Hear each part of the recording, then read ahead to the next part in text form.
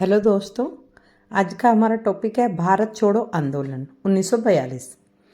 भारत छोड़ो आंदोलन को अगस्त क्रांति भी कहा जाता है। इसे भारतीय स्वतंत्र आंदोलन की अंतिम महान लड़ाई माना जाता है।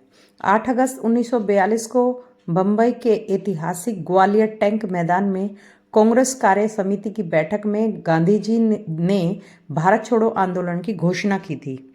उन्होंने जनता को करो या मरो का नारा दिया, जिसका तात्पर्य था कि जनता देश की आज़ादी के लिए हर ढंग से प्रयत्न करे। महात्मा गांधी सहित सभी राष्ट्रीय नेताओं को 9 अगस्त की सुबह मौलाना आज़ाद, गांधी जी, कांग्रेस के अन्य प्रमुख नेताओं को गिरफ्तार कर लिया गया, लेकिन लोगों का नेतृत्व करने वाला कोई नहीं था। फिर भी सारे भारत में बड़े पैमाने पर हिंसक दंगे शुरू हो गए। इस आंदोलन में छात्रों ने अपनी पढ़ाई लिखाई छोड़ दी। सरकारी संपत्तियों को निशाना बनाया गया। कई जगहों पर लोगों ने अपनी सरकारें गठित कर ली। युवाओं और किसानों ने बड़ी संख्या में इसमें शिरकत की। हालांकि देश के कुछ प्रमुख राजनीतिक संगठन इस आंदोलन में शामिल नहीं हुए। आंदोलन में लगभग 1 लाख लोगों को गिरफ्तार किया गया, जबकि 1000 लोगों की मौत गोली लगने से हुई। फिर भी इस आंदोलन को दबा दिया गया, परंतु इससे आंदोलन का महत्व कम नहीं हुआ। हम जानेंगे भारत छोड़ो आंदोलन के कारण के बारे में। पहला था कृषि मिशन की असफलता। कृषि मिशन की असफलता ने देश में गहरी बेचैनी की भावना को जन्म दिया।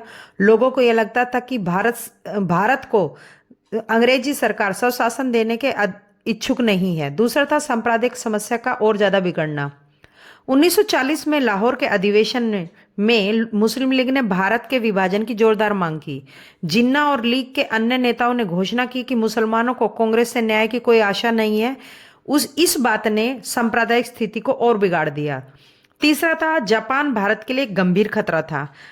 चिंता की यह बात थी, यदि जापान ने भारत पर आक्रमण कर दिया तो क्या होगा। गांधी जी और अन्य नेताओं को यह विश्वास हो गया था कि ऐसी स्थिति में पूर्ण स्वराज यानी कि तत्काल बिना शर्त के परम आवश्यक था।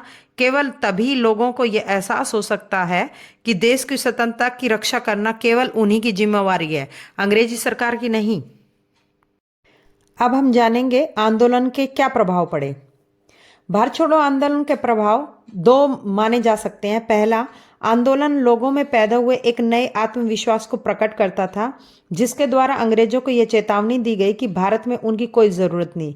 दूसरी, भारतीयों को अब स्वतंत्र प्राप्त करने से कोई नहीं रोक सकता था।